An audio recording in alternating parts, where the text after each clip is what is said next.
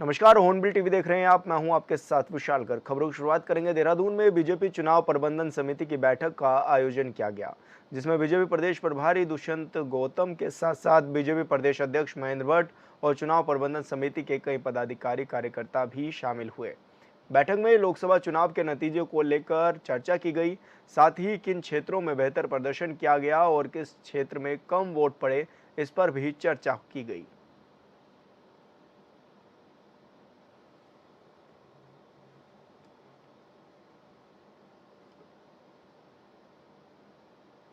तो आपको बता दें कि ये एक बीजेपी की बड़ी बैठक हुई है, जिसमें चुनाव प्रबंधन समिति के सदस्य, अध्यक्ष और साथ ही प्रदेश अध्यक्ष भी मौजूद रहे हैं। ऐसे में प्रदेश प्रभारी दुष्यंत गौतम उत्तराखंड में पहुंचे थे और उन्होंने एक बड़ी बैठक ली है। इस दौरान ये भी देखा गया कि किन क्षेत्रों में बीजेपी को ज़्यादा वोट पड़े लोकसभा चुनाव के दौरान और किन क्षेत्रों में कम चुनाव पड़े हैं।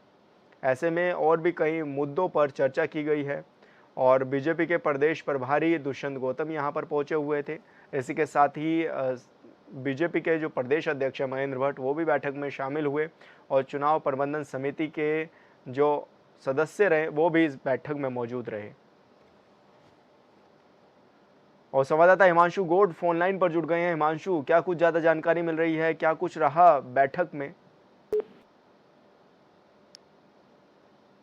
हिमांशु, आपको आवाज मिल पा रही है? लगता है हिमांशु से संपर्क हमारा टूट गया है। दोबारा जुड़ने की कोशिश करेंगे। तो आपको बता दें कि बीजेपी की ये चुनाव प्रबंधन समिति की बैठक हुई है, जिसमें प्रदेश प्रभारी दुष्यंत गौतम पहुंचे हुए थे। साथ ही जो राज्यसभा सांसद हैं नरेश बंसल और चुनाव समिति के अध्यक्ष भी हैं, वो भी इस बैठक में शिरकत किए थी उन्होंने भी। और साथ ही बीजेपी के जो प्रदेश अध्यक्ष हैं वो भी इस बैठक में पहुंचे थे और तमाम विषयों पर चर्चा की गई, कई मुद्दों पर चर्चा की गई कि किस तरह के क्या रणनीति बनाई जानी है, क्योंकि अब उपचुनाव भी होने हैं उत्तराखंड की 2 सीटों पर, तो उसको लेकर के भी तैयारियां अब जोरों शोरों से जारी है। और ऐसे में ये भी कहा जा रहा था कि किन सीटों पर कम मत प्रतिशत हुआ है, उस पर भी चर्चा की गई है।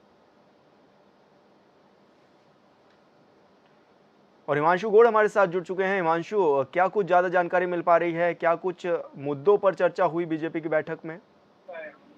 जी, बिल्कुल विकास विशाल, देखिए भाजपा प्रबंधन समिति की आज बैठक थी और ऐसे में तमाम मुद्दे, चाहे मैं बात करूँ लोकसभा चुनाव में जो मतदान प्रतिशत भाजपा का रहा वो कम रहा है, उसको लेकर चर्चा हुई। चाहे बीजेपी के जो विधानसभा पर भाजपा पीछे बड़े आंकड़ों से पीछे रही उनको लेकर चर्चा हुई। ऐसे तमाम विषय और आने वाली क्योंकि राज्य में निकाय चुनाव होने हैं, पंचायत चुनाव होने हैं, 2 सीटों पर अब बद्रीनाथ और मंगलौर सीट पर जो है उपचुनाव होने हैं। तमाम विषयों को लेकर चुनाव की रणनीति जो है भाजपा जो है चुनाव प्रबंधन समिति आज बना रही है। तो ऐसे में ये बैठक एक महत्वपूर्ण और अहम बैठक अपने आप में मानी जा रही है। लगातार भाजपा जो है समन्वय अपने पार्टी कार्यकर्ताओं के साथ हुए संगठन के साथ लगातार बनाकर चल रही है। हार के जो कारण या कम और उसके कारण को लगातार भाजपा जो है तलाश कर रही है और उन पर चिंतन मनन जो है लगातार करने की कोशिश भाजपा करती हुई दिख रही है। तो क्या कुछ इन पर भी मुद्दों पर चर्चा हुई है कि किस सीट पर कम मतदान हुए हैं और कहां पर अच्छी पोजीशन में है बीजेपी?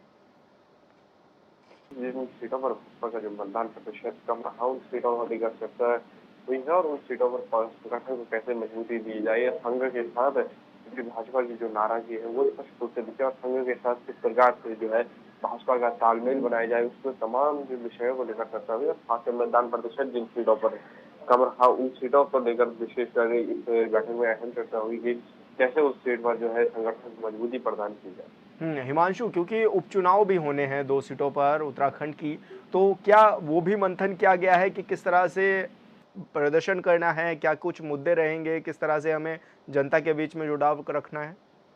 जी, बिल्कुल, क्योंकि इस समय 2 सीटों पर मंगलौर विधानसभा और बद्रीनाथ विधानसभा के उपचुनाव होने हैं। मंगलौर सीट ऐसी सीट है यहाँ पर भाजपा राज्य गठन के बाद अभी तक अपना जो है खाता नहीं खुल पाई है। तो ऐसे में अहम महत्वपूर्ण बैठक ये है कि उस सीट को लेकर भी मंत्रणा हुई है। मंगलौर सीट पर किस प्रकार विजय हासिल की जाए और बद्रीनाथ सीट में बीजेपी के खाते में अभी जो है राजेंद्र भंडारी क्योंकि बीजेपी के उम्मीदवार है, कांग्रेस से आए हुए नेता है। तो ऐसे में इस सीट पर कैसे विजय हासिल की जाएगी, जो लोगों की नाराजगी है उसको किस प्रकार से दूर किया जाए, इस संगठन में जो आंतरिक नाराजगी है उसको किस प्रकार से दूर किया जाए और भंगदौर को किस प्रकार से खत्म किया जाए, इन तमाम विषयों पर आज जो है बीजेपी की इस बैठक में ये अहम चर्चा हुई। हिमांशु, जैसे कि मंगलोर सीट है जहां पर बीजेपी आज तक अपना खाता नहीं खोल पाई है, तो क्या ऐसे भी चर्चा की गई है कि ये वो सीटें हैं जिस पर काम करने की ज़रूरत है और किस तरह से हम इन सीटों को भी टारगेट बना करके चल सकते हैं कि इन सीटों पर हमें जीत दर्ज करनी होगी? जो है निश्चित रूप से इसमें इस बार कोशिश ये करेगी कि जो अपने विधायकों की सीट है उसको 45 को 49 किया जाए और ऐसे में मंगलौर सीट को विजय हासिल करना बीजेपी के लिए एक बड़ी चुनौती यहाँ पर है, क्योंकि शुरुआत से ही इस सीट पर बसपा और कांग्रेस का जो है दबदबा रहा। अभी तक भाजपा के पाले में ये सीट नहीं आई, तो भाजपा इस सीट पर अपना खाता खोलने की कोशिश जरूर करेगी और उसके लिए लगातार मंत्रणा भी जारी है, चाहे चुनाव प्रबंधन समिति हो, चाहे प्रबंधकों की नियुक्ति हो। तमाम ऐसे विषय जो है उनको लेकर भाजपा लगातार जो है चर्चा करती हुई नजर आ रही है। बैठकों का दौर जो है लगातार जारी। बिल्कुल हिमांशु, बहुत बहुत शुक्रिया आपका तमाम जानकारी साझा करने के लिए। उत्तराखंड के जंगलों में लगी आग वन कर्मियों के साथ साथ कई स्थानीय लोगों की भी जान ले चुकी है। पर्याप्त संसाधन न होने के चलते ये हादसे उत्तराखंड में बढ़ रहे हैं, जिस पर आरोपों की राजनीति भी लगातार जारी है। देखिए, अप्रैल महीने से उत्तराखंड के जंगलों में भीषण वनाग्नि की घटनाएं हो रही हैं और 1,500 हेक्टेयर से ज्यादा जो है जंगल जल करके राख हो गए हैं। खरबों रुपए की संपत्ति जो है स्वाहा हो गई है और लगभग जो है मेरी जानकारी के अनुसार 10 से ज्यादा लोग जो है अपनी जान अब तक गंवा चुके हैं। कल जिस तरीके से आपने देखा है कि 4 लोगों को अपनी जान गंवानी पड़ी और जो है 4 झुलस गए हैं, बहुत गंभीर घटना है, दर्दनाक जो है हादसा है और सरकार जो है मूक दर्शक बनी हुई है। उपकरण नहीं है वन कर्मियों के पास में, जो बजट जो है केंद्र से आया था उसे खर्च नहीं किया गया है। तो माननीय सुप्रीम कोर्ट ने भी इस पे जवाब तलब किया था। राज्य के मुख्य सचिव को खुद वहां पर हाजिर होना पड़ा था। जो लिस्ट वहां सौंपी गई थी उस पर स्वयं सुप्रीम कोर्ट ने सवाल खड़े किए थे। तो वस्तु स्थिति यही है कि वन विभाग जो वनाग्नि को बुझाने के लिए उपकरण होने के दावे कर रहा है वो उसके पास है ही नहीं। लोगों को जो है अपनी जान गंवानी पड़ रही है और 10 लाख रुपए की घोषणा मुख्यमंत्री कर रहे हैं, उससे क्या होगा?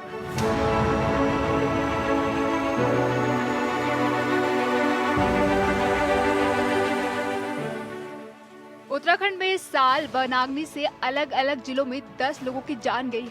ऐसे में विपक्ष का सरकार से सवाल कहीं से गलत नहीं। इस महीने 13 जून को ही अल्मोड़ा में बिनसर वन्य जीव विहार जंगलों में लगी आग को बुझाने में 4 फायर वॉचर और दैनिक श्रमिक की मौत हो गई, जिसके बाद राज्य के मुखिया पुष्कर सिंह धामी ने वन संरक्षण और डीएफओ को सस्पेंड कर दिया। घटना में दोषी हैं जिनके कारण से किया गया है। CCF, Kumaon, chief conservator north और डीएफओ अल्मोड़ा, इन तीनों को ही जो है सस्पेंड करने के आदेश कर दिए हैं। और इसमें सीधे सीधे चेतावनी है, क्योंकि मैं लंबे समय से हम लोग लगातार ये कहते रहे हैं कि हमारे जो उच्च अधिकारी हैं वो धरातल पर चीज़ों को देखें, उनको जाकर देखें, किसी प्रकार की कोई लापरवाही न बरतें। और एक आदेश हमने पहले भी किया था कि इसमें इनके जो वनकर्मी हैं, जो हमारे फायर वॉचर हैं, इन सब का बीमा हो। उस पर भी अगर किसी स्तर पर कोई लापरवाही हुई है तो उस पर कार्रवाई होगी। और सीधे सीधे सभी अधिकारियों के लिए एक चेतावनी भी है और कि आगे अगर वो ठीक से काम नहीं करेंगे, कहीं पर भी अगर कोई भी इसमें दोषी पाया जाएगा तो उसके खिलाफ कठोर कार्रवाई होगी। 13 जून को हुई मौत के बाद राज्य सरकार ने मृतकों के आश्रितों को 10-10 लाख रुपए मुआवजा देने की घोषणा कर जिम्मेदारियों से पल्ला झाड़ लिया। आज के समय में 10 लाख रुपए क्या है, उससे कितने दिनों तक परिवार का भरण पोषण हो सकता है, ये किसी को बताने की जरूरत नहीं। जिस परिवार का एक ही सदस्य कमाने वाला हो और उसकी मौत हो जाए तो परिवार पर क्या बीतती है, ये ना तो कभी सियासत करने वालों ने समझा है, ना ही समझ सकते हैं। देखिए, अप्रैल महीने से जिस तरीके से उत्तराखंड के जंगलों में भीषण आग लगी हुई है और अब तक 1500 हेक्टेयर से ज्यादा जंगल जो है जल करके राख हो गए हैं और जिस तरीके से बिनसर क्षेत्र में 4 लोगों की जान जो है गई है वो वन विभाग के कर्मचारियों की, और 4 जो है गंभीर रूप से झुलसे हुए हैं और अभी तक कुल 10 से ज़्यादा जो है जाने वनाग्नि को बुझाते हुए जा चुकी हैं। आखिर उनके बच्चों का लालन पालन कैसे होगा, बड़ा ही गंभीर मामला है। सरकार की लापरवाही से उनकी जान गई है और ये तो सीधे सीधे सिस्टम के द्वारा की गई हत्या है। विभाग के पास वन की अग्नि बुझाने के लिए पर्याप्त मात्रा में उपकरण नहीं है, संसाधन नहीं है और एक गैलन पानी के साथ आपने जो है इन नौजवान लोगों को जो है जंगल की आग बुझाने के लिए भेज दिया और उनकी जान चली गई है। तो 10 लाख रुपए क्या होता है? कम से कम 25 लाख रुपए की आर्थिक सहायता दी जानी चाहिए थी और उनके आश्रितों को सरकारी नौकरी दी जानी चाहिए। अब जो है भाजपा के लोग कह रहे हैं कि साहब कांग्रेस इस पे सियासत कर रही है। जिन लोगों की जान जा रही है, इतना जो है पर्यावरण का और वनों का नुकसान उत्तराखंड का हो रहा है, मतलब कांग्रेस पार्टी जनहित में आवाज भी न उठाए। आखिर लोकतंत्र का गला क्यों घोटना चाहते हैं भारतीय जनता पार्टी के नेता, ये भी जनता को बताया जाना चाहिए। हैरानी की बात तो ये है कि महज 350 रुपए की दिहाड़ी में वन विभाग के साथ काम करने वाले फायर वॉचर और दैनिक श्रमिक अपनी जान को जोखिम में रखकर वनाग्नि से निपटने में अपनी अहम भूमिका अदा करते हैं, लेकिन वन विभाग को उनकी जान की कोई फिक्र नहीं होती। ऊपर से दिक्कत ये भी है कि फायर सीजन निपटते ही वो फिर से बेरोजगारी की मार झेलने को मजबूर हो जाते हैं। मेहनत मजदूरी के अलावा और कोई रास्ता नहीं बचता है। फायर सीजन के दौरान अगर कोई हादसा हो जाए तो उनके परिवार के सामने दुखों का पहाड़ टूट जाता है। जो लोग इसमें दिवंगत हुए, एक की अंत्येष्टि में गया था मैं और एक के परिवारजनों से मिल के आ रहा हूँ, तो बहुत ही दुखद और भयावह घटना थी, ये हादसा था। हाँ लगा है, लेकिन उसने कुछ प्रयास किए हैं, लेकिन मौसम के कारण शायद वो उतना प्रयास नहीं कर पाया जितना कर सकता था, क्योंकि लगातार धुआं भी उठ रहा था और गर्म हवाएं भी चल रही थी। लेकिन फिर भी कुछ किया है उन्होंने, जिससे थोड़ी मदद तो हुई है। साथ में एनडीआरएफ भी की टीम भी लगी है और हमारे लोग भी लगे हैं लगातार। सर पूरा हमला लगा हुआ है, कब तक आग बुझने की उम्मीद है? ये तो अब नहीं कह सकते कब तक, लेकिन प्रयास जल्द से जल्द बुझाने का चल रहा है। अभी देखिए, ये तो उच्च स्तर का निर्णय है। मुझे भी अभी पता चला है थोड़े समय पहले, जब ये निर्णय हो गया, तो इसके बारे में तो मैं कुछ नहीं कह सकता हूँ। ये शासन स्तर का निर्णय है। प्रदेश में वन विभाग में कर्मचारियों का जबरदस्त टोटा है। फायर सीजन में विभाग ग्रामीण क्षेत्रों के बेरोजगार ग्रामीणों को मामूली मानदेय पर फायर वॉचर या दैनिक श्रमिक के रूप में रख लेता है। विभाग के अन्य कार्यों के अलावा ये फायर वॉचर और दैनिक श्रमिक वनाग्नि की घटनाओं पर अंकुश लगाने के लिए भी जी जान से मेहनत करते हैं, लेकिन विभाग से इन्हें एक फायर किट, आग बुझाने के लिए एक झापा, दस्ताने, फायर जैकेट और टॉर्च के अलावा कुछ नहीं मिलता। काफ़ी हद तक आग पे काबू पा लिया गया है। जितने भी मेजॉरिटी स्पोर्ट थे, जैसे इवनिंग में भी 2 सॉर्टीज हेलीकॉप्टर ने ली है। हमारी एनडीआरएफ भी पूरी तरह लगी रही है। फायर टेंडर भी पूरी तरह से 24 घंटे से काम कर रहे हैं। एसडीआरएफ भी मौके पर है। तो काफ़ी जगह पर आज आग पे काबू पाया गया है, बुझाई गई है। 1-2 पॉइंट अभी ऐसे बचे हैं जहाँ पर सुलग रही है आग। देखिए, एनडीआरएफ की एक टीम थी जिसमें लगभग 20 जवान थे। एसडीआरएफ की टीम थी, हमारी फायर ब्रिगेड की टीम है, हमारे फॉरेस्ट की डिफरेंट टीम्स हैं। तो लगभग सभी विभाग इसमें कोऑपरेट कर रहे हैं। पीआरडी के जवान थे, होमगार्ड थे, सभी लोगों ने पूरी तरह से सहयोग किया है, पूरी तरह से अपनी पूरी लगन और मेहनत से इसमें सब काम किया है, जिस वजह से ही ये आग पे इतना काबू पाया गया अभी तक। अप्रशिक्षित फायर वॉचर और श्रमिक पूरे सीजन में पेड़ों की टहनियों को तोड़कर जैसे तैसे जंगलों की आग को बुझाते हैं। अल्मोड़ा जिले में यहाँ वन प्रभाग के अंतर्गत 189 और सिविल सोयम वन प्रभाग के अंतर्गत करीब 99 फायर वॉचर हैं। इनकी सुरक्षा के प्रति वन विभाग कितना जिम्मेदार है, इस बात से अंदाजा लगाया जा सकता है कि विभाग उन्हें प्रशिक्षण देना तो दूर, इनका बीमा तक नहीं कराता है। महीने में करीब 26 दिन काम करने के बाद इन्हें महज 9800 रुपए मिलते हैं, लेकिन कई बार विभाग समय पर उन्हें इस धनराशि का भुगतान भी नहीं कर पाता। ऐसे में वन विभाग के दावों की पोल भी खुलती हुई नजर आती है। वन विभाग की टीम, पूरी टीम अलर्ट रहती है। वन विभाग को अलग बजट भी मिलता है, लेकिन मैंने आपको बता दिया कि पहाड़ों की स्थिति, जो चीड़ के पेड़ है, और जब गर्मी बहुत ज़्यादा पड़ती है तो जो चीड़ के पेड़ों से जो फिरोल, जिसको टुलटा बोलते हैं, वो जगह जगह जो है उड़ के जाता है और वो बिल्कुल सूखा हुआ रहता है। उस पर अगर कहीं पे भी पत्थर की चिंगारी पड़ गई तो इतनी तगड़ी आग पकड़ता है और हवा बहुत चलती है पहाड़ों के अंदर। और अभी अगर आग यहाँ पे है तो 2 किलोमीटर 4 किलोमीटर कब पहुँच गए दूर पे पता नहीं लगता है। तो जंगल में ना तो जंगलात वाले कुछ कर पाते हैं, न तो उतनी पहाड़ी को चढ़ पाते हैं, न तो सीधा कहीं रास्ता होता है।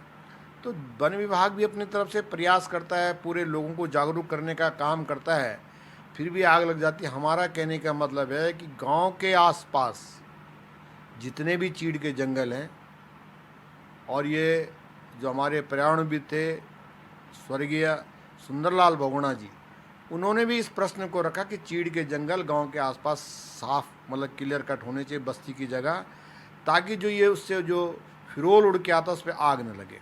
जंगल में आग लगे तो वो छान के आग बुझा नहीं सकते, उन बेचारों का सब तबाह हो जाता है। सरकार की गाइडलाइन में उनको कुछ नहीं मिल पाता है, पशु लोगों के जल जाते हैं और बहुत बड़ी संपदा का नुकसान होता है। तो हम ये चाहते हैं कि इस आग पे नियंत्रण करने के लिए कि गांव के आसपास के जो चीड़ के जंगल हैं वो साफ़ हो जाने चाहिए, ताकि जो फिरोल है जो वहाँ पे ना पड़े और आग न लगे। उत्तराखंड में जंगलों की आग इन दिनों विकराल रूप ले रही है, लेकिन पर्याप्त संसाधन न होने के चलते इस सीजन में 10 लोगों ने वनाग्नि से अपनी जान गंवा दी। जरूरत है उत्तराखंड में वनों पर ध्यान देने की, ताकि पर्यावरण को सुरक्षित रखा जा सके। हॉर्नबिल टीवी के लिए देहरादून से विशाल गर्ग की रिपोर्ट।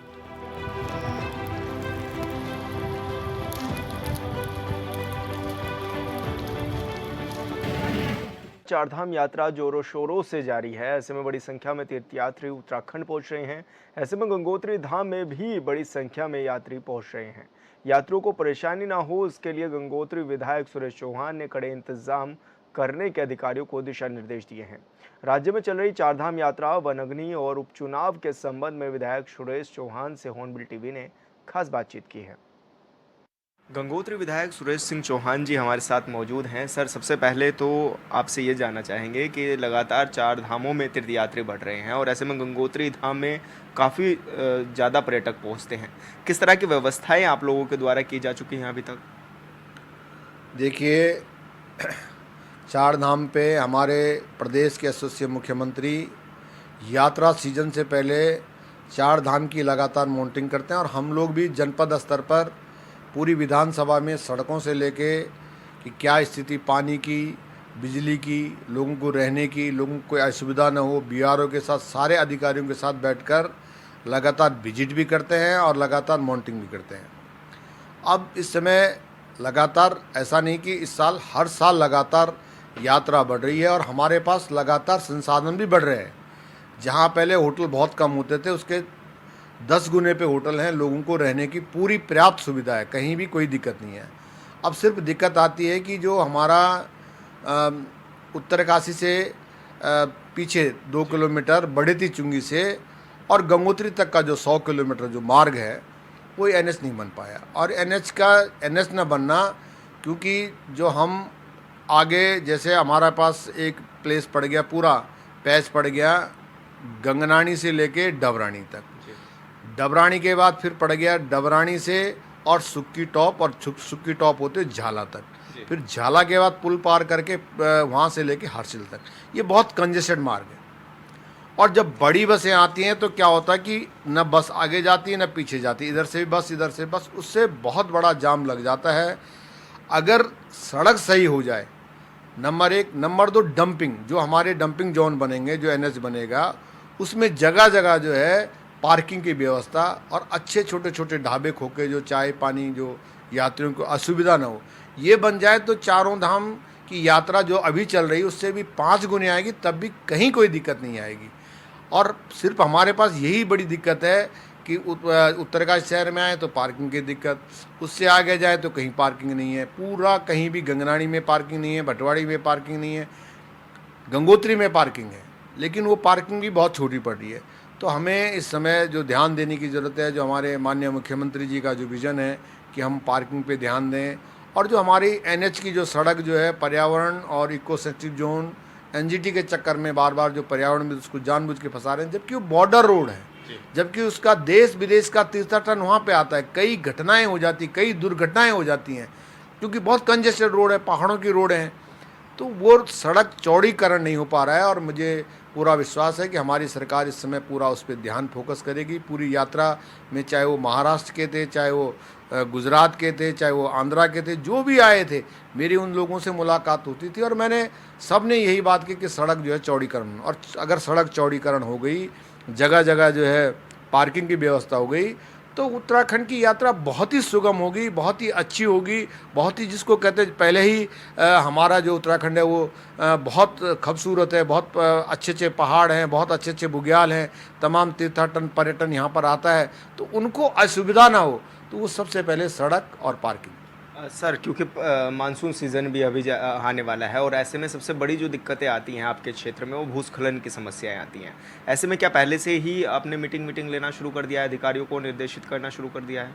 बिल्कुल, मानसून सूत्र से पहले जैसे बारिश का अब मौसम आने वाला है, उससे पहले हम जो हमारे डेंजर जोन होते हैं उस पर बाकायदा जो है जनपद स्तर पर हमारे जो है माननीय मुख्यमंत्री जी और मुख्यमंत्री जी के बाद हम सब उसमें बैठते हैं, बैठक लेते हैं। हमारे जो प्रशासन के लोग हैं, जो जिलाधिकारी हैं, जो हमारे एसपी हैं, उन पॉइंटों को हमने इंगित किया कि ये हमारे डेंजर पॉइंट है, यहाँ पे कैसे मतलब जो है बरसात के टाइम पे जब दिक्कत आती है बीआरओ उसमें सम्मिलित होता है, पीडब्ल्यूडी इसमें सम्मिलित होता है कि तत्काल कैसे फौरी तौर पे सड़क खुलाई जाए।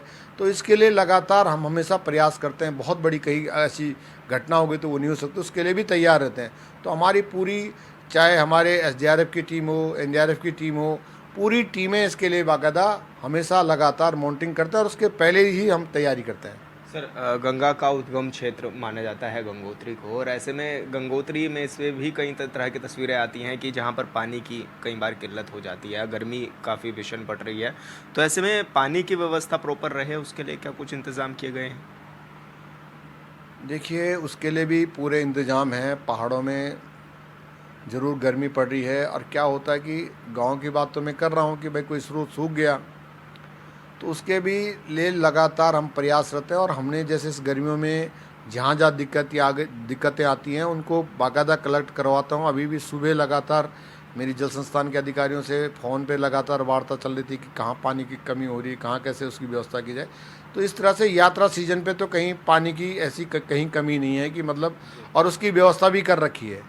उसकी व्यवस्था भी 2-3 कहीं जगह जगह हैंडपम्प लगा रखे हैं, जगह जगह हमने कहीं हैंडपम्प के बाद मोटर के उसके लगा ट्यूबवेल लगा रखे हैं। तो ऐसी पानी की कहीं दिक्कत नहीं है। अच्छा विधायक जी, राज्य की 2 सीटों पर उपचुनाव भी होने हैं, किस रूप में आप देख रहे हैं और क्या लग रहा है, क्योंकि इन दोनों ही सीटों पर 2022 के इलेक्शन में आप लोग हार गए थे, इस बार क्या लग रहा है, कितना जीत के लिए आश्वस्त हैं आप लोग? देखिए, इस बार हम पूरे आश्वस्त हैं कि हम दोनों सीटें जो हैं भारतीय जनता पार्टी जीतेगी। अच्छा विधायक जी, क्योंकि एक लगातार हमने ये भी देखा है कि जिस तरह से जंगलों की आग बढ़ती है, ऐसे में हाल फिलहाल में भी मामले सामने आए और अभी तक प्रदेश में 10 लोग अपनी जान भी गंवा चुके हैं। तो ऐसे में सरकार को किस तरह से फोकस करने की ज़रूरत है, क्या लगता है, किस तरह ध्यान देना चाहिए? देखिए, वन विभाग की टीम, पूरी टीम अलर्ट रहती है। वन विभाग को अलग बजट भी मिलता है, लेकिन मैंने आपको बता दिया कि पहाड़ों की स्थिति, जो चीड़ के पेड़ है और जब गर्मी बहुत ज़्यादा पड़ती है तो जो चीड़ के पेड़ों से जो फिरोल, जिसको टुलटा बोलते हैं, वो जगह जगह जो है उड़ के जाता है और वो बिल्कुल सूखा हुआ रहता है। उस पर अगर कहीं पे भी पत्थर की चिंगारी पड़ गई तो इतनी तगड़ी आग पकड़ता है और हवा बहुत चलती है पहाड़ों के अंदर। और अभी अगर आग यहाँ पे है तो 2 किलोमीटर 4 किलोमीटर कब पहुँच गए दूर पे पता नहीं लगता है। तो जंगल में ना तो जंगलात वाले कुछ कर पाते हैं, न तो उतनी पहाड़ी को चढ़ पाते हैं, न तो सीधा कहीं रास्ता होता है। तो वन विभाग भी अपनी तरफ से प्रयास करता है, पूरे लोगों को जागरूक करने का काम करता है, फिर भी आग लग जाती है। हमारा कहने का मतलब है कि गांव के आसपास जितने भी चीड़ के जंगल हैं, और ये जो हमारे पर्यावरणविद थे स्वर्गीय सुंदरलाल बहुगुणा जी, उन्होंने भी इस प्रश्न को रखा कि चीड़ के जंगल गांव के आसपास साफ मतलब क्लियर कट होने चाहिए बस्ती की जगह, ताकि जो ये उससे जो फिरोल उड़ के आता उस पर आग न लगे। तो हमको इस पर ध्यान देने की ज़रूरत है, इस पर सोचने की ज़रूरत है, क्योंकि अगर ये ऐसा होता कि इस साल आग लगी अगले साल नहीं लगी, हर साल आग अगर पकड़ गई तो आग बुझाना, मुझे नहीं लगता कि उसके लिए कहीं ना कहीं जो है आदमी की ज़रूरत पड़ेगी, वो आग बुझा लेंगे, नहीं बुझा सकते पहाड़ों की आग। तो हम सबको ये प्रयास करना चाहिए कि जो बस्ती की जगह जितने भी चीड़ के पेड़ हैं वो उनकी जगह फलदार वृक्ष के पेड़ लगाए जाएं, अखरोट के लगाए जाएं, अन्य चीज़ के लगाए जाएं कि गांव वालों को लाभ भी मिलेगा और जो फिरोल जो गांव में उड़ के आता है, अगल बगल जो उड़ के आता है, उस पर आग न लगे। तो ये सबसे बड़ा बचाव का एक कारण बन सकता है। जहाँ हमारी छानियाँ हैं, जहाँ हमारी बस्ती है, उनके आसपास भी यही स्थिति करने की ज़रूरत है। उन लोगों को भी जागरूक करने की ज़रूरत है तो तब जाके जो है, क्योंकि गांव वालों का भी बहुत नुकसान हो जाता है। जो 6 महीने लोग अपना जो है छानियों में निवास करते हैं, पूरा ताम झाम कपड़े खाने पीने का सारा सामान होता है। जंगल में आग लगे तो वो छान के आग बुझा नहीं सकते, उन बेचारों का सब तबाह हो जाता है। सरकार की गाइडलाइन में उनको कुछ नहीं मिल पाता है, पशु लोगों के जल जाते हैं और बहुत बड़ी संपदा का नुकसान होता है। तो हम ये चाहते हैं कि इस आग पे नियंत्रण करने के लिए कि गांव के आसपास के जो चीड़ के जंगल हैं वो साफ़ हो जाने चाहिए, ताकि जो फिरोल है जो वहाँ पे ना पड़े और आग न लगे। और अगर जिस दिन ये काम कदम शुरू हो गया तो मैं नहीं समझता कि पहाड़ों पे आग का जो है खूब देखने को मिलेगा। अच्छा विधायक जी, अंतिम सवाल यह है कि केंद्र में नरेंद्र मोदी ने तीसरी बार शपथ ले लिया प्रधानमंत्री पद की, क्या कुछ कहना चाहेंगे, क्या कमेंट रहेगा आपका? देखिए, देश के यशस्वी प्रधानमंत्री जी ने तीसरी बार, हम सब के लिए गर्व का विषय है कि पहले देश है फिर हम हैं। और माननीय मोदी जी का जो विज़न है, उनका अपने लिए कोई विज़न नहीं है। वो दिन रात जो चिंतन करते हैं देश के लिए करते हैं, और हमारी जो सच्ची श्रद्धा है वो मोदी जी के साथ है। और आज हम कम से कम जो हमारा देश है वो कहीं ना कहीं जो उनका जो लक्ष्य है कि 2047 तक हम विकसित राष्ट्र की ओर अग्रसित हों, तो उनका सपना पूरा होगा, ये मेरा पूरा विश्वास है। धन्यवाद सर, हॉर्नबिल टीवी से बात करने के लिए। सुरेश सिंह चौहान जी, विधायक जी को आप सुन रहे थे, जो कि तमाम विषयों पर हमसे बातचीत कर रहे थे। हॉर्नबिल टीवी के लिए देहरादून से विशाल गगन। गंगा दशहरे के पर्व पर हरिद्वार में श्रद्धालुओं की भारी भीड़ देखने को मिल रही है। सुबह से ही श्रद्धालु गंगा में आस्था की डुबकी लगाते हुए नजर आ रहे हैं। दिल्ली, यूपी समेत कई राज्यों से भक्त हरिद्वार पहुंच रहे हैं और ऐसे में सुरक्षा को देखते हुए पुलिस प्रशासन ने भी कड़े इंतजाम किए हुए हैं। जगह जगह पर पुलिस बल की तैनाती की गई है।